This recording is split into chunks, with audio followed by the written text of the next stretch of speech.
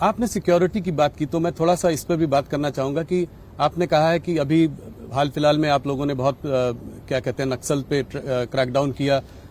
आपने कहा है कि 2-3 साल में छत्तीसगढ़ में भी आप इसको समाप्त कर देंगे नक्सलियों को।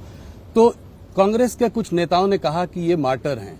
हाँ, इसको आप कैसे देखते हैं? देखिए, तुलसीदास जी ने रामचरितमानस में कहा है कि जिसका खराब समय होता है प्रभु राम सबसे पहले इनकी मति हर लेते हैं।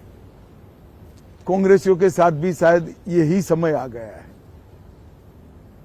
हमारे जवान अपनी जान जोखिम में डालकर घने जंगलों के अंदर ऑपरेशन कर नक्सल्स को मारते हैं और नक्सल कहते हैं कि हमारा कैडर मारा गया है और कांग्रेस पार्टी कहती है फेक एनकाउंटर है। जी, भगवान ही बचाए इनको, भगवान भी शायद नहीं बचा सकता। आपके पिछले कार्यकाल में आप लोगों ने काफी बड़े काम किए। आपने आर्टिकल 370 को रद्द किया, आपने सीए को इम्प्लीमेंट किया, क्रिमिनल प्रोसीजर लॉ लाए, आपने तमाम इस तरह के बड़े काम किए। पर अगर आज आप ऑपोजिशन को देखें तो काफी ऑपोजिशन वाले कहते हैं कि जो है ये जो 370 को जो है वो वापस लाएंगे, कहते हैं सीए हम इम्प्लीमेंट नहीं होने देंगे। और सारे बड़े नेता ममता बनर्जी, चिदम्बरम जी, ये सब इस तरह की बातें करते हैं। तो इसको आप कैसे देखते हैं, क्या कहना चाहिए? देखिए, इनके माइनॉरिटी के वोट प्राप्त करने का टोटका है। उनको न सत्ता में आना है, न 370 को वापिस आना है, न उनको सत्ता में आना है, न सीए रद्द होना है। उनको भी मालूम है, मगर वो माइनॉरिटी अपीसमेंट कर माइनॉरिटी के वोट अंकित करना चाहते हैं। एकमात्र कारण से झूठ फैला रहे हैं। मैं इस इंटरव्यू में देश की जनता को आपके माध्यम से बताना चाहता हूं, राहुल जी, भारतीय जनता पार्टी का एक भी सांसद संसद में जब तक है 370 फिर से नहीं आ सकता, सीए समाप्त नहीं हो सकता।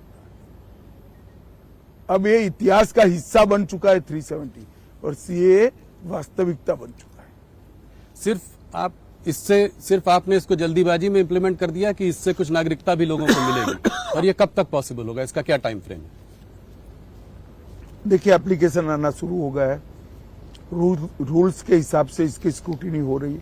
मुझे लगता है चुनाव के पहले ही, मतलब अंतिम मतदान के पहले ही नागरिकता देने की शुरुआत हो जाएगी। आप लोग, Amit ji, uniform civil code की बात कर रहे हैं, कांग्रेस जो है पर्सनल लॉस की बात कर रहा है। इसको आप कैसे देखते हैं? ये वोट कहीं ना कहीं आप लोग अपना अपना वोट साध रहे हैं। अपना अपना वोट नहीं, यूनिफॉर्म सिविल कोड हमारे संविधान का मैंडेट है जी। गाइडिंग प्रिंसिपल्स जो है, हमारे मार्गदर्शक सिद्धांत जो संविधान ने हमारे लिए बनाए, उसमें लिखा गया है कि देश के विधानमंडल और देश की संसद ने उचित समय पर यह प्रयास करना होगा कि इस देश में यूनिफॉर्म सिविल कोड लागू हो।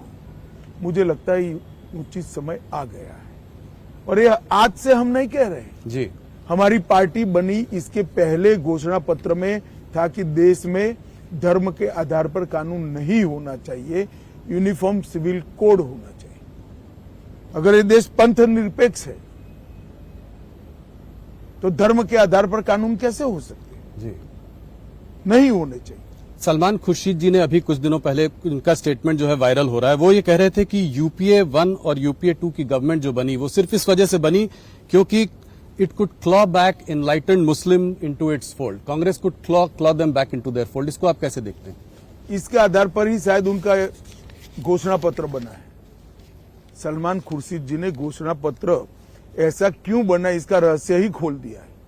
वो फिर से करना चाहते हैं, मगर उनको मालूम नहीं है देश की जनता जागरूक हो गई है।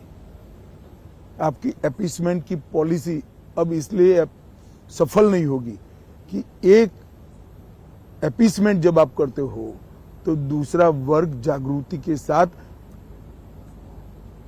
काउंटर प्रोडक्टिव रूप से लामबंद होता है जी। अब ये सफल नहीं होगा।